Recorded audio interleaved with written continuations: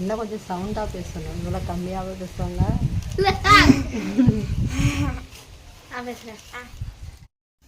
Hi friends, welcome to DTS channel. இன்றைக்கி நம்ம சேனலில் நாட்டுக்கோழி குழம்பு பசங்களோட சேர்ந்து வெளியில் நல்லா சமைச்சி சாப்பிட போகிறோம். வாங்க அதை என்ன பண்ணுறோங்கிறத பார்க்கலாம். என் பையன் தான் இன்றைக்கி சமைக்க போகிறான்னா, அவன் கொஞ்சம் சேட்டை பண்ணதுனால கொஞ்சம் அடி வாங்கிட்டனால கொஞ்சம் சோகமாக இருக்கிறாரு. அவரை கொஞ்சம் சிரிக்க வச்சுட்டு அவரே எல்லாமே செய்யணும் அப்படின்னு சொல்லிட்டாரு. சரி வாங்க எப்படி செய்யலாங்கிறத பார்க்கலாம். நாட்டுக்கோழிக்கு மெயினான 2 பொருள்னால் வந்து சின்ன வெங்காயம் அண்ட் நல்லெண்ணெய். இது ரெண்டத்தையும் சேர்த்து செய்யும்போது நாட்டுக்கோழி ரொம்ப சூப்பராக இருக்கும். ஃபஸ்ட்டு வந்து இந்த சின்ன வெங்காயத்தை இது போல் உரலில் போட்டு இடிச்சுக்கோங்க, இல்லைன்னா அம்மி இருந்தால் கூட தட்டி எடுத்துக்கோங்க. சின்ன வெங்காயத்தை கட் பண்ணி செய்கிறத விட இது போல் இடித்து செய்யும்போது நல்லா வாசமாகவும் டேஸ்ட்டாகவும் இருக்கும். அடுத்ததாக வந்து அடுப்பை பற்ற வச்சாச்சு. இன்றைக்கி வந்து அடுப்பில் தான் நாட்டுக்கோழி குழம்பு செய்ய போகிறோம். அதுக்காக அடுப்பை பற்ற வச்சுட்டாங்க. கரெக்டாக 1 கிலோ வெயிட் இருக்கிற மாதிரி எனக்கு கோழி எடை வச்சு கொடுங்க அப்படின்னு சொன்னேன். ஆனால் 1 300 இருக்குதுன்னு சொன்னாங்க. கோழி வந்து நல்லா இருந்தது. இது வந்து பெட்டை கோழி தான். சிக்கன் வந்து ரொம்ப சூப்பராக க்ளீன் பண்ணி கொடுத்துருந்தாலும் நம்ம வந்து நல்லா கழுவி எடுத்துக்கணும்ல, அதனால் நல்லா வந்து சிக்கனை கழுவிக்கிட்டேன். என் பையன் வந்து எப்பயுமே எனக்கு ஹெல்ப் பண்ணுவான். ஆம்பளை பிள்ளையாக இருந்தாலும் பொம்பளை பிள்ளையாக இருந்தாலும் அவங்களோட வேலையை அவங்க தான் செய்யணுங்கிறத கற்றுக்கணும். அதே மாதிரி பசங்களுக்கு சமைக்கையும் கற்றுக்கணும். ஏன்னா வந்து நான் ரொம்ப கஷ்டப்பட்டு போட்டேன். எங்கள் வீட்டுக்கார் வந்து அவர் வேலை மட்டும்தான் பார்ப்பார், மற்றபடி எதுவுமே செய்ய மாட்டார். எனக்கு கொஞ்சம் உடம்பு சரியாமல் போனால் கூட வீடை பார்க்க ஆளே கிடையாது, நான் தான் எல்லாமே பார்த்தாகணும். எங்கள் வீட்டுக்காரருக்கு செய்ய மாட்டாருன்னு சொல்லலை, செய்ய தெரியாது. அவர் அப்படி தான் வளர்ந்துருக்கிறாரு. என்னோடய பையன் அந்த மாதிரி இருக்கக்கூடாதுங்கிறதுல நான் கரெக்டாக இருப்பேன். ஃபஸ்ட்டு வந்து கடாயில் நல்லெண்ணெய் ஊற்றிட்டு பட்டை, கிராம்பு, ஏலக்காய் எல்லாம் போட்டுட்டு சின்ன வெங்காயத்தை நான் சொன்ன போல் தட்டி சேர்த்துக்கோங்க. நல்லா வாசமாக டேஸ்ட்டாக இருக்கும். சின்ன வெங்காயத்தை நல்லா தட்டிட்டு எண்ணெயில் சேர்த்துக்கிறேன். நல்லெண்ணெயும் அந்த சின்ன வெங்காயம் வதங்கும் போது சூப்பரான ஒரு வாசம் வரும். வெங்காயம் நல்லா வதங்கினதுக்கப்புறம் நம்ம தக்காளியை சேர்த்துக்கலாம். அதுக்கப்புறம் இஞ்சி பூண்டு பேஸ்ட்டு எல்லாத்தையும் சேர்த்து நல்லா வதக்கிக்கலாம். நமக்கு அடுப்புங்கிறதுனால நல்லா ஸ்பீடாக சமையல் நடக்குது.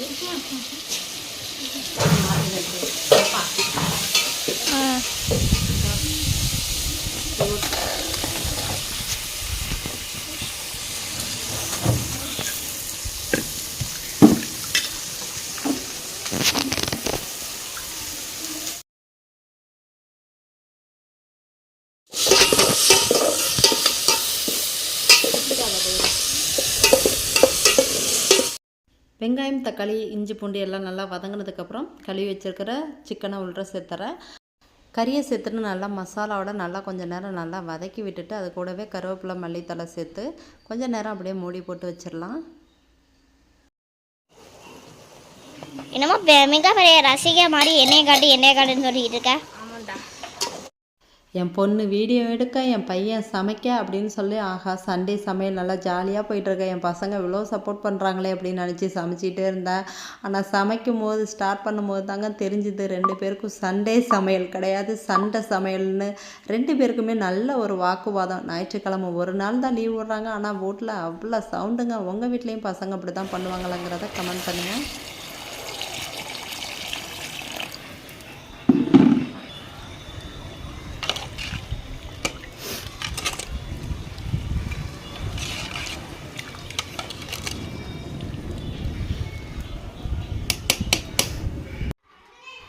நாட்டுக்கோழியை நல்லா வேக வச்சுட்டு அந்த சூப்பு தண்ணியிலே குழம்பு வச்சா குழம்பு நல்லாயிருக்கும்.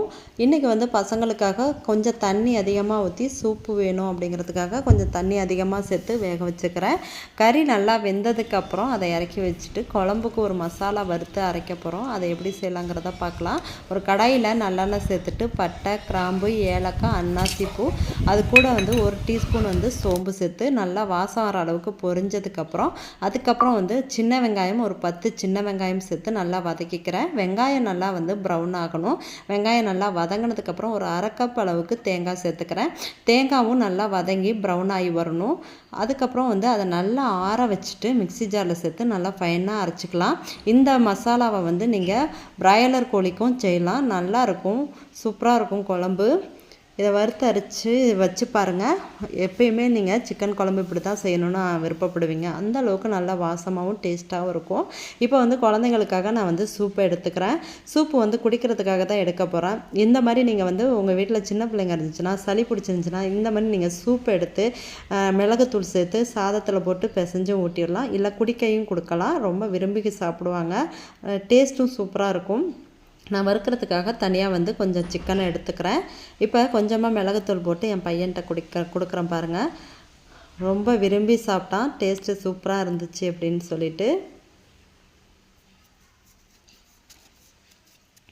இது சளி இருமலுக்கான இந்த சூப்பு ரொம்ப நல்லதுங்க. அடுத்ததாக குழம்பு எப்படி செய்யலான்னு பார்த்துடலாம். இப்போ வந்து 2 டேபிள் ஸ்பூன் மிளகாய்த்தூள் சேர்த்துக்கிறேன். என்னோடய மிளகாய்த்தூள் வந்து ரொம்ப காரம், அப்புறம் நம்ம மிளகு வேறு சேர்க்க போகிறோம் அப்படிங்கிறதுக்காக நான் வந்து கொஞ்சமாக தான் சேர்த்துக்கிறேன். நீங்கள் உங்கள் காரத்துக்கு தகுந்த போல் மிளகாய்த்தூள் சேர்த்துக்கோங்க. 2 டேபிள் ஸ்பூன் மல்லித்தூளும் சேர்த்துக்கிறேன். நல்லா மசாலா கொதித்ததுக்கப்புறம் நம்ம வறுத்து அரைச்சி வச்சுருக்கிற அந்த மசாலாவை இப்போ உள்ள சேர்த்துட்றேன். சேர்த்துட்டு நல்லா வந்து உப்பெல்லாம் செக் பண்ணி நல்லா கொதிக்க விடுங்க. இது வந்து கொதித்து நல்லா வந்து எண்ணெய் பிரிஞ்சு வர அளவுக்கு நல்லா குழம்பு கொதிக்கட்டும். அடுத்து நான் கோழிக்கறி வந்து நான் வறுத்துட்டேன். வறுத்ததுமே என் பையனுக்கு அந்த கால் வேணும். கோழியோட கால் வந்து நல்லா விரும்பி சாப்பிடுவான். அதனால் அந்த காலை வந்து அவனுக்காக எடுத்து வச்சு சாப்பிட கொடுக்க போகிறேன். சாப்பிட்டுட்டு நல்லா இருக்குன்னு சொன்னான். ஆனால் காரம் அதிகம். ஏன்னா கோழி குழம்புல கொஞ்சம் காரம் அதிகமாக தான் இருக்கணும். அப்போ தான் நமக்கு சளியெல்லாம் வெளியில் வரும். இவன் சாப்பிட சாப்பிட மூக்குலேருந்து சளி வர ஆரம்பிச்சிருச்சு. அதோட மிளகோட காரம் இருக்கிறதுனால நல்லா வந்து அந்த சளியெல்லாம் வெளியில் வந்துடுங்க. ரொம்ப சூப்பராக இருக்கும். நீங்கள் இதே போல் நீங்கள் நாட்டுக்கோழி எடுத்திங்கன்னா இந்த மாதிரி நீங்கள் குழம்பு வச்சு சாப்பிட்டு பாருங்கள். சூப்பராக இருக்கும்.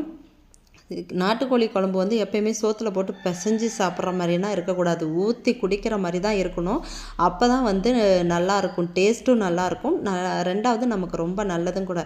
இதே குழம்பு வந்து நீங்கள் இட்லி, சப்பாத்தி, பரோட்டா எல்லாத்துக்குமே வச்சு சாப்பிட்லாம். ரொம்ப சூப்பராக இருக்கும். குழம்பு கொதிக்கும் போதே நான் மிளகுத்தூள் சேர்த்துட்டேன். அதை சொல்ல மறந்துட்டேன். அப்படி இல்லை அப்படின்னாக்கா நம்ம சோம்பு, பட்டை, கிராம்பெல்லாம் வறுத்து அரைக்கிறோம்ல, அப்போயே நீங்கள் வந்து 2 டேபிள் ஸ்பூன் மிளகும் சேர்த்து தேங்காயோட சேர்த்து வறுத்து அரைச்சி குழம்பு வைக்கலாம். ரொம்ப சூப்பராக இருக்கும். அவ்வளோதான். நல்லெண்ணெய் மிதக்க சூப்பரான நாட்டுக்கோழி குழம்பு வீட்டில் ரெடி பண்ணியாச்சு. நீங்கள் உங்கள் வீட்டில் ட்ரை பண்ணி பாருங்கள். ட்ரை பண்ணி பார்த்துட்டு எப்படி வந்துச்சுங்கிறத கமெண்ட் பண்ணுங்கள். இப்போ தான் நம்ம சேனலை நீங்கள் புதுசாக பார்க்குறீங்கன்னா வீடியோ லைக் பண்ணுங்கள். மறக்காமல் சேனலை சப்ஸ்கிரைப் பண்ணுங்கள்.